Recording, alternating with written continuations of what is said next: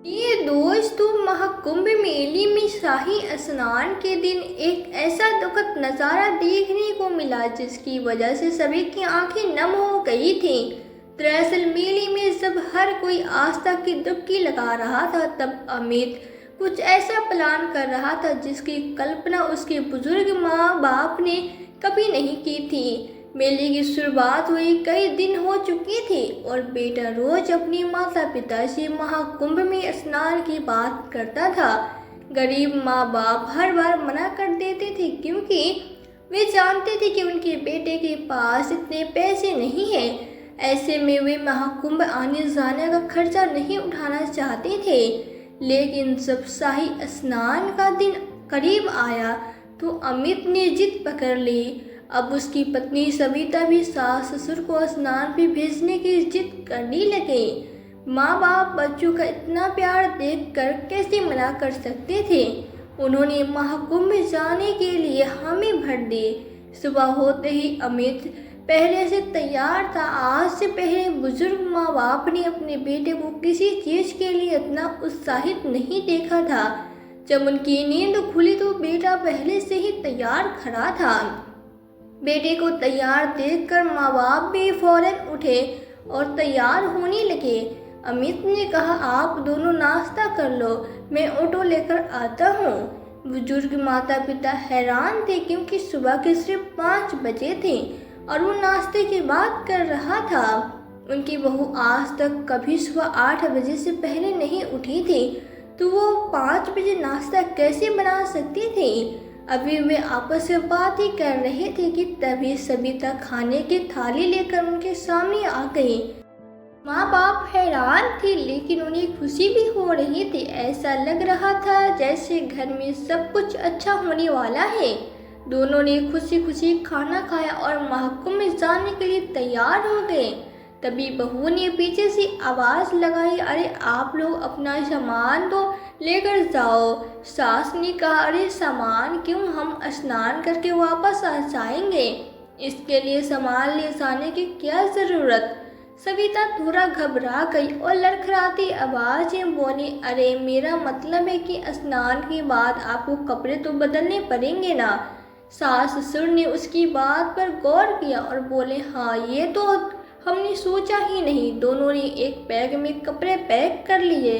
तभी घर के बाहर से आवाज़ आई, अरे ऑटो आ गया है, आप लोग अभी तक खाना खा रहे हो क्या।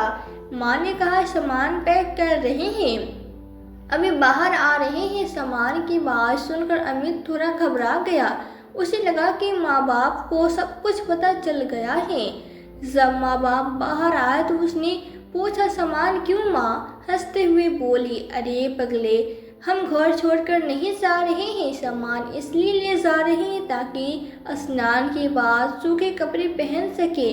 माँ की बात सुनकर अमित ने चैन की सांस ली और कहा, अच्छा इसलिए कपड़े लिए हैं, चलो अब जल्दी ऑटो में बैठ जाओ वरना ट्रेन छूट जाएगी। माँ बाप बहुत खुश थे क्योंकि बहुत दिनों बाद उनका बेटा उनके लिए कुछ खास कर रहा था।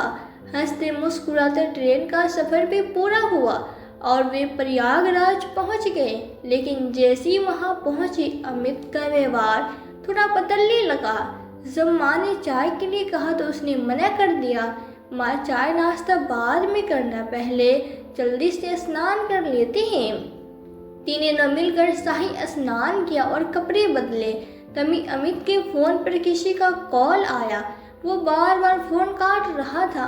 माँ ने पूछा, क्या हुआ, किसका फ़ोन है, उठा लो, क्या पता ज़रूरी काम हो। अमित ने सोचा, यह अच्छा मौका है, वो बहाना करके यहाँ से निकल सकता है। उसने माँ बाप को मेले में एक जगह बैठाया और कहा, आप लोग यहीं बैठो, मैं बात करके आता हूँ। माँ बाप उसे फ़ोन पर बात करते हुए भीड़ में जाते देख रहे थे, लेकिन फिर वो कहीं गायब हो गया। सुबह से भूखे प्यासे माँ बाप बेटे का इंतज़ार कर रहे थे। 3-4 घंटे बीत गए लेकिन अमित वापस नहीं आया। उसके पास फ़ोन भी नहीं था। माँ ने चिंतित होकर पूछा, उसे इतना टाइम क्यों लग रहा है। पिता ने कहा, अरे इतनी भीड़ है, साथ बात करते करते कहीं दूर चला गया होगा। आ जाएगा, तुम परेशान मत हो। धीरे धीरे शाम के 6 बज गए, अंधेरा होने लगा, ठंड भी पड़ने लगी थी और ओस पड़ रही थी। बूढ़े कमजोर माँ बाप खुले आसमान के नीचे ठंड से कांप रहे थे, भूख और प्यास से बेहाल थे। तभी एक राहगीर ने आधी पानी भरी बोतल जमीन पर फेंक दी। दोनों उस बोतल को देख रहे थे, राहगीर के जाने का इंतजार कर रहे थे। जैसे वो वहां से गया, बुजुर्ग पिता ने फौरन बोतल उठा ली और अपनी पत्नी को दी। कांपते हाथों से बुजुर्ग माँ ने पानी पिया और थोड़ा बचाकर पति को दे दिया। अब रात के 2 बज गए थे और अमित का कोई अता पता नहीं था। दोनों को अब यकीन हो चुका था कि उनकी बेटी ने जानबूझकर उन्हें यहाँ छोड़ दिया है। सुबह होते ही बुजुर्ग पिता खाना ढूंढने निकले। जेब में एक भी रुपया नहीं था। उन्होंने एक दुकानदार से खाना मांगा और कहा, बेटा, मेरा बेटा अभी आएगा, मैं पैसे दे दूंगा। दुकानदार ने गुस्से में कहा, फ्री में खाना नहीं मिलता बाबा, पैसे लाओ वरना आगे बढ़ो।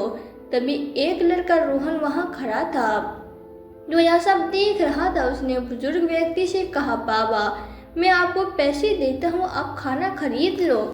बुजुर्ग पिता की आंखों में आंसू भर आए, कांपती आवाज में बोले, बेटा, पैसे नहीं चाहिए, बस मेरी बीवी वहाँ बैठी है, कल से हमने कुछ खाया नहीं है। रोहन ने उनके लिए खाना खरीदा, बुजुर्ग माता पिता को खाना खिलाया, फिर उन्हें खोया पाया केंद्र ले गया, लेकिन वहाँ अमित के बारे में कोई जानकारी नहीं मिली।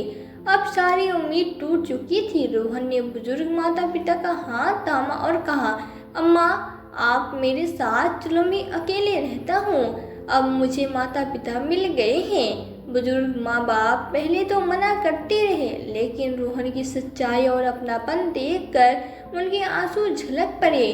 भगवान ने मुझे अपना बेटा छीन लिया, लेकिन तुमने दोबारा माँ बाप दे दिए। बेटा रोहन उन्हें अपने घर ले गया। धीरे धीरे बुजुर्ग माता पिता की टूटी दुनिया फिर से बसने लगी। अब वे हर किसी को गर्व से बताते, हमारा बेटा अमित नहीं, रोहन है। जो प्यार उन्हें अपनी असली बेटे से कभी नहीं मिला, वो एक अनजान लड़के ने दे दिया था। दोस्तों, अपनी राय हमें कमेंट बॉक्स में लिखकर ज़रूर बताएं। कहानी को लोगों के साथ शेयर करें। यदि वीडियो अच्छी लगी हो तो वीडियो को लाइक और चैनल को सब्सक्राइब जरूर करें, ताकि हमें थोड़ा सा हौसला मिले आप लोगों के लिए ऐसी अच्छी वीडियो बनाने के लिए। इन कहानियों को सुनाने का उद्देश्य किसी को परेशान करना बिल्कुल भी नहीं है। यह कहानी आपको इसलिए सुनाई जाती है ताकि आप लोग इन कहानियों से कुछ न कुछ सीख सको और अपने जीवन में उस चीज़ को अप्लाई कर सको। मिलते हैं किसी अगले वीडियो में एक नई कहानी के साथ। तब तक के लिए जय हिंद, जय भारत।